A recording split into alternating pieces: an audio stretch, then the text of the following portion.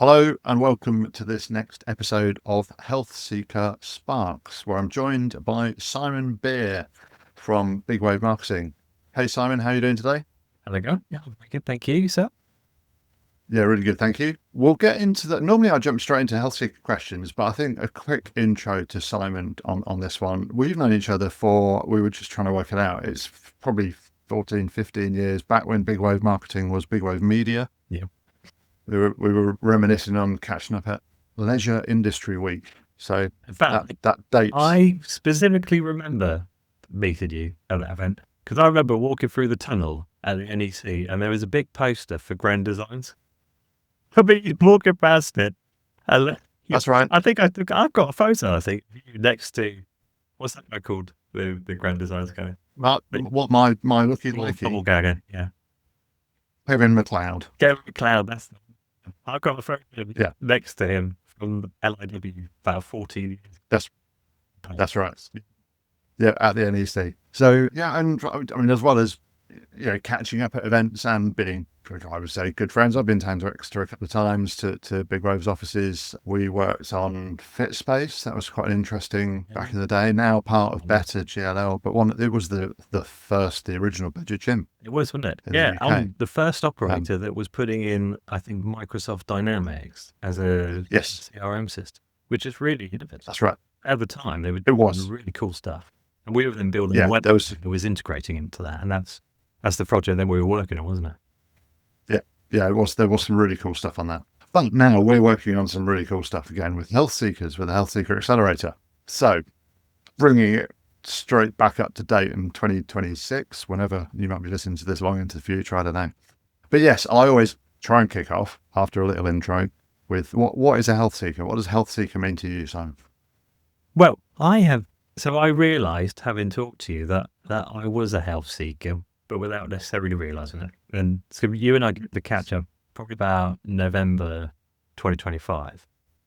Explain the health seekers concept to me. And when you were talking, I was like, I am a health seeker then. I didn't realise it. And so it's essentially, it's that 70-80% of the population that don't go to the gym, that wants to do something about their health, doesn't really know what to do. And it's kind of I think, in this kind of limbo of, I want to be healthier, but I don't really know what the next steps are. When we were talking, I think I'd explained to you at the time, I used to be into running, and I ran for quite a number of years, consistently running a couple of times a week, only like 5K, 10Ks, like massive distance or anything. And I loved it, and I loved the mental well-being you get from running, the space to think, and love podcasts and all that kind of stuff. So running for me was a great outlet. And then I injured my foot. So it turns out I've got flat feet, which I didn't realise. And I got that plantar fasciitis. And I really struggled to run. In fact, I literally couldn't run. And it took months and months for my foot to kind of recover to the point where it wasn't painful. And so I just got out of fitness. I didn't find anything to replace it. And so, I was essentially a health seeker. I wanted to be healthy, but I didn't know what to do. And I think we ended up talking about swimming. And literally the week that we'd spoke, I then went and started swimming. And I've been swimming ever since November. So I go at least once a week. I go to my local swimming pool, which is the same swimming pool that I swam in when I was at school. Yeah. So you learned to swim there. Yeah. Learned to swim there. And now I go lane swimming. It's great coinciding of other stuff as well, because I was working on a campaign around that kind of time for Fife Sports and Leisure Trust. And we normally do lots of like commercial campaigns for fitness membership and things like that. And we were doing a very specific campaign around lane swimming. So we had to have FAQs about what lane swimming is and stuff. And before I'd done that, I didn't really know too much about lane swimming. I didn't know anything about the etiquette of lane swimming, but that's for sure. And it's just this weird kind of coinciding of events, I suppose. But yeah, so for me, it's become about wanting to improve your health, and I love the concept that you could go through a program where an organisation like a trust or local authority operator or whatever will help you to do that and help you find whatever it is that's going to improve your health and your well-being. I love that. It's great. Yeah. Great. So yeah, great definition and a great example. We're not always looking for examples from the people we're chatting to. It's often from a client, although sounds like you got some good content for Fife as well. So it helped the BigWave business. But I remember that chat quite clearly because and you were saying that there were, I think, other friends who'd had health scares and you were like, and I need to do something and I miss running. And it wasn't necessarily the fitness side of running. As you say, it was that kind of time out, time away from the desk, the opportunity to listen to podcasts, which again, might have been businessy, might have been comedy, might have been all sorts. We kind of similar tastes. I know the kind of things you listen to, but to find, I swim as well, and I find it incredibly relaxing. And I think, and again, I've chatted about it on this with the Andy Kings of this world and those kind of people who are, keen outdoor long distance swimmers, but you've got to be breathing a certain way, otherwise you drown. But all those things about swimming are great. And yeah, leisure centres, trusts, local authorities, a lot of them have pools. A lot of those pools are a great asset, but also a massive overhead. But getting more people into those is good. But it's not just about fitness. It's about, as you say, supporting people with whatever other aspects of their health as well. Well, I think that term fitness, I think that often will put people off because I think you can often think that fitness is about getting your body into like a peak performance kind of mode, and about having a ripped body or being able to bench press certain weight or whatever. And it's not about that. It's about your body being in a position where it's capable of taking you through your life at the points where you need it to do what it needs to do and to live a fulfilled life, whether that is just being able to bend down and play with your kids without having a backache, which is what I used to have. So when I stopped running, my body really kind of started to seize up. I mean, I think most of it probably was caused by the running, actually. So I think when running, it was sort of, because I'm very tall, like you. I'm in fact, a doctor once looked at my feet and he said, don't take this the wrong way, but he said, you put a lot of weight on that foot because you're big and you carry a lot of weight. He said, you don't look like it. You do carry a lot of weight. So I was like, yeah, okay, I get it. But I think, constantly running, you're putting pressure on your joints and your back. And I think it probably caused a lot of the backache, but it used to seize up. So this is another benefit. I probably owe you a lot for my health and well-being, So like since that session that we had that chat, when you introduced the concept of HealthSeekers, I've also started trying to solve some of the body health issues that I have, So again, coincidentally, we happened to put in April last year, about a year ago, a health plan at BigWave for our staff. So everyone's got access to a health plan. They can get, chiropractic and chiropractic and physiotherapy and a GP, all that kind of stuff. And so I was like, actually, I'm going to use that then. Now I go to a physio at a chiropractor. Pull my back out, and it is literally like I can now bend down without going noises when I stand up. But that makes such a big difference to life. So it's not about being in the gym and doing bench presses and whatever, God knows. And just come back to your question, like what is HealthSeeker? That for me is it's about trying to find a good place for your body and your mind to kind of carry you through your life and to feel kind of healthy and happy. I mean, it doesn't have to be going in the gym. And that's an opportunity for operators as well, isn't it? It's you can bring something where they're maybe scared because they see a gym environment and that's not where they want to be, because it's not about having a ripped body for them. It's about, I just want to get through my life and feel good. Yeah. And that's actually the change. And so one of the things we worked together on initially the branding for HealthSeekers, which I have to say BigWave have done an amazing job of, but that quickly evolved into, let's actually talk to some of the operators that we're talking to, which just happen to be the same people.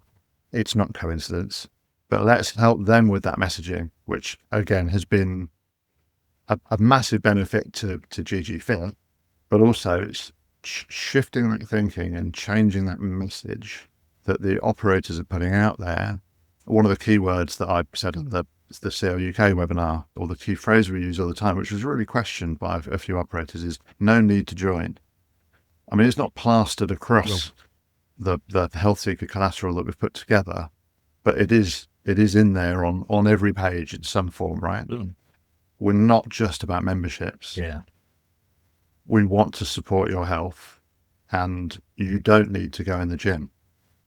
Which is, as I see it, that's one of the big ways that you're supporting the big way of supporting the movement, coming up with that collateral. And was it Mika who did a lot of the design for that?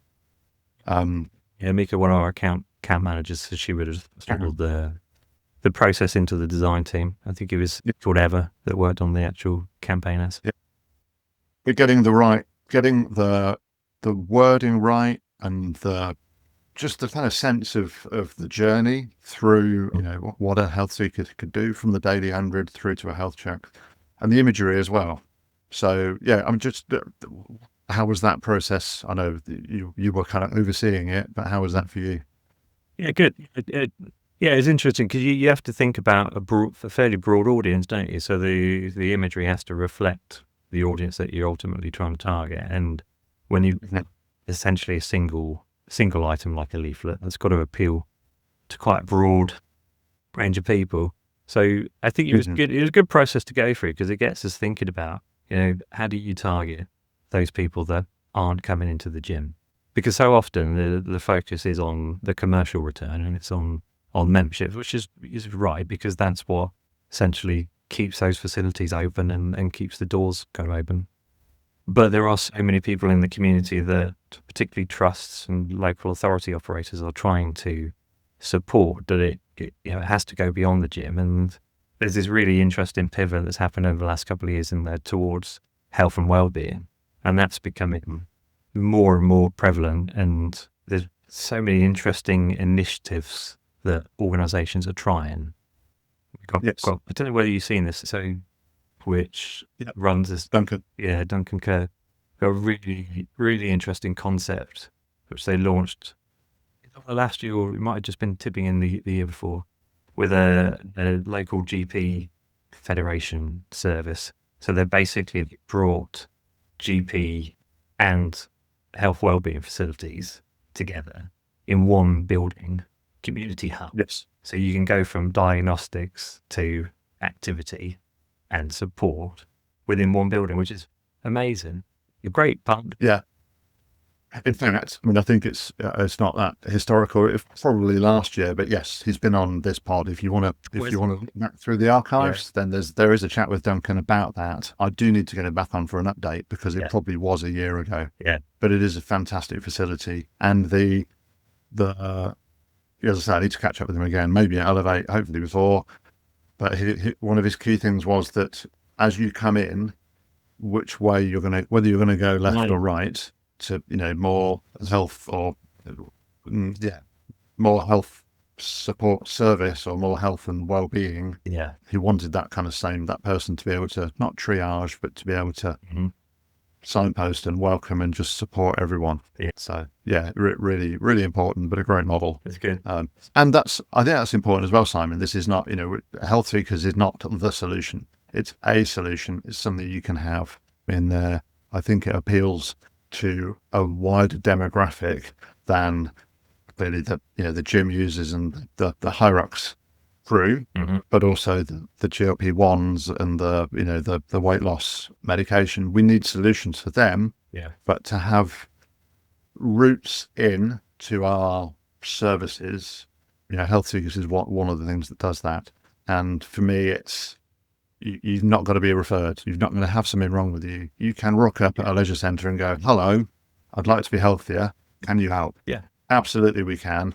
And we're not going to talk about treadmills or kettlebells. Yeah, and that's what great about it is a self-referral program essentially. But the target market for it is actually probably the biggest market that's out there, and so it's then commercializing it, and that's the process that you got in place with this structured program and where it then leads and what activities people go on to do, post programs and so forth. So I think it's a really great kind of program. And for us, it's really interesting to think about how you get different people into the centre. We ran a health and fitness membership campaign for Inverclyde Leisure 2 years ago. It went on to win the UK Active Awards in Campaign of the Year, which we realised super proud of. But that was all personas and how you talk to people about the things that are important to them in a way that they can associate with someone else that's gone through the same journey. So we had people that were going through accident rehabilitation, that were struggling with mental health issues, or were dealing with issues of isolation or loneliness, and so we're coming into the centre for all these different reasons and purposes. And then we just, rather than try and sell, we just told their story, and it was so much more successful than actually just trying to sell to people. And I think that's where HealthSeekers is you're trying to do something that's trying to help people. And so if people are at a point where they recognise that they need some help, or they're seeking something that they don't know what the answer to it is, if you can get in front of them at that point, they can actually become a commercial kind of lead in a sense, but you're effectively just trying to solve a problem for them. And I think that's a far stronger way to get in front of people than just with a transaction or a ticket kind of cost. Yeah, 7 day free 7 day pass. Yeah, which is that is the classic. I know it's quite old school now, but I do believe you still do them. Well, they do still work. And I think sometimes though you can get stuck in a trap, can't you? It's a bit like the Black Fridays. If you always run the Black Friday campaign, you're probably likely to always have to run a Black Friday campaign, because people will have learned not to join prior to that because they'll know that something's coming up. And so if you don't do no sales for the month before. Yeah. So there is a trap with promotions. The classic Pizza Express thing, isn't it? You know, Pizza Express could be relatively sure had gone pop at the various points that they'd gone pop because they were running such ridiculous promotions that people were relying on it. So they couldn't then sell their food at full price because they lost all the value of it. Yeah. More value, and follow up on the support. Yeah. But the operators we're working with, who we're having conversations on this platform, podcast, channel, wherever you're watching this, particularly LED. I think we're in with you this week chatting about this. Yeah. And it's not just whilst we've done the collateral, the marketing flyers and brochures are there for everyone with a very quick. BigWave will put your logo on them, and off you go. You can use those or print those or use them digitally or whatever. But with some of your clients, you're running the campaigns for them as well and managing that kind of thing, right? And could do that for others. Yeah, so branding and leaflets and so forth is kind of the easy part, really. The next bit is how do you actually get in front of people? And there's lots of different ways of doing that. And so if you've got your own data sets, then you can send out e-shots. I mean, you've got a great mechanism, which is Daily 100, trying to drive people through so that they start to input some data, get a little bit of intel back, getting them booked in. Kind of, and then you're nurturing people through a program. So if you can get people through that top of that funnel, they're going to kind of carry through it because it's kind of set up pretty well. But there's all sorts of ways. You can use social ads, you could use search ads. I think the one thing that I think we'd be interested to explore is how we get in front of people that are maybe searching in and around some of the topics that might suggest that they are a health seeker. So kind of delving further into that and seeing sort of how far out from an awareness of this is something that they want is, and just trying to sort of reach the boundary of how do you pull them into that kind of circle of self-awareness of becoming a health seeker. So that would be really interesting to explore, I think. And language. Yeah, I think on the next cohort, that's something that I would like us to work on. Let's see. But I had a question this week actually about, so if someone fills in the Daily 100 on their phone, does that mean they're going to come in for a health check? And I said, no, but they are more likely to want to come in for one than someone who hasn't filled it in. because they're in that pre-contemplative stage in the behavior change model. So and they have a number, whatever that number is, they've got a number that maybe they'll fill it in tomorrow and go, oh, better.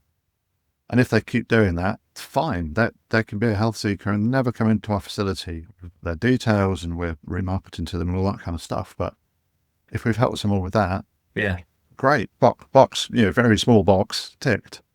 But are they going to come in for a health check? Well, there's a good chance they will. Yeah. So, let's keep trying. Yeah, to stretch that back and look at social ads. And again, the campaign's remarketing for people who are not looking for Les Mills classes. Nothing wrong with them. Did one this morning, love them. But I'm probably not a health seeker. But people who are just looking for healthier options, then let's reach out to them and support them with their nutrition, with their hydration, all those kind of things. We did some work on the SimSpa delivered a digital hub, which was the digital skills training platform to try and bring digital skills more into the leisure sector. And it was funded by Sport England. And part of that, we did some like workbooks and some training sessions and stuff. We took the Sport England behavior change model and we kind of adopted or adapted it a little bit more towards marketing. So we had not on the radar, so people that have never thought about going into a fitness facility or taking up any kind of activity or sport, to the next stage of thinking about it. So you got on their radar. And for me, that's very much like where the Daily 100 is. That's that starting point. They're not quite ready to do anything yet. They don't quite have enough information to kind of make any decisions. They don't quite know where things might lead. They maybe aren't thinking about other alternative things either, but they're at that kind of early contemplation stage. And so like Daily 100 is then a way to kind of move them through the next stage, which is research. So, at that point, they may start going and looking at other things, and that's kind of fine. So you're going to get a natural, people maybe doing something pretty different and engaging with the operator, but they're probably doing some form of activity, which is, great. But, a larger chunk will kind of stay in that kind of process. And then they go through to action, which is when they take the action. So they book in, come into a facility, and then you've got the retention phase. So the other thing is the opportunity. And we've said we're not quite at that, operators won't be at that point yet in the program, but once we've had people go through HealthSeekers and have completed a structured program, then there's an opportunity to tell their story, which will encourage other people at the not at my radar, right at the top again, to go, well, that person's like me. Like, if there are other people like me that had gone running, that had injured their foot and didn't know what to do because they'd given up on that or any other kind of sport or activity, then if you tell that story, gets people going, I can understand that. Yeah. Or I get that Simon went swimming and he went back to his, local baths where, he learned, and that's great. I'm not going swimming, but he's inspired me. Yeah. And I'm going to go and do this. Probably take up paddle or something else. Or I'm going to get paddle boarding. I'm going to get paddle board, not paddle tennis. Yeah. Paddle boarding, maybe. Or something completely. But it's like I've taken inspiration from the story and he did something different and adapted. So, yeah. But I think that the extra cherry I'd stick on that is what I see, and this is probably going forward a year, there's people who are going through one of those structured programs, particularly things like Feel 5 Years Younger, then becoming a coach because they've got that lived experience of having been through it and going, now I want to help more people come through this as well because I've done it. And I'm not going to get everyone to do what I did, but I want to help people with their health as well. And at the Simsman conference, there was a lot of talk of that kind of lived experience last year now. But that's really good. What would you call someone that does that? So you got a health seeker that is seeking health. What would you call someone that has been a health seeker and then signpost someone to be a health seeker? Good question. I need to get someone who's into market. I need to find someone who knows all about marketing and have a chat about it, but probably over a coffee or a beer, I think. Ambassador is the word that jumps to mind, but that's... For champions? Champions is nice. It's a bit sporty. It's quite sweet. Yeah, you're right. Yeah, it might put people off. Yeah, but that's Definitely. it's a good thought to leave it on. And I'll tell you what, if you're listening to this and you've got some ideas, drop them in the comments below. Hey, like a guide in his social media stuff. Or come and find Simon or me at Elevate. You're at Elevate, right? Yeah, You we're and at Tom and And who else is it? Who else? Mika and Mika. Ivan Perfect. Stevenson. Ivan, of course, Ivan's at Elevate. Of course. Yeah. Yes. You'll be able to hear him from the other side of the rooms. Yes. So yeah, I'll wrap up then. So if you want to find more about BigWave, then BigWave Marketing is Yes, we have there's a website for it and everything. BigWave.co.uk. BigWave.co.uk. There you go. That's I'm honestly, I've put it on in articles and on LinkedIn countless times, but I am really proud and pleased to be working with you guys on this. So thank you for all you're doing. And I know it is, I mean, it's a partnership, it's a business partnership as well. There are commercial kind of sides to it, and it ultimately is business, but it's a great partnership. So thank you, Simon, and thank you for your time today.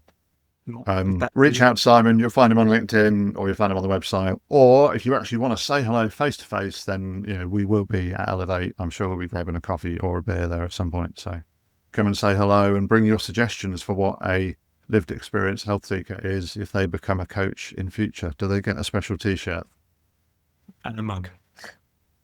And a mug, yeah. Good. Thanks, Simon. See you soon.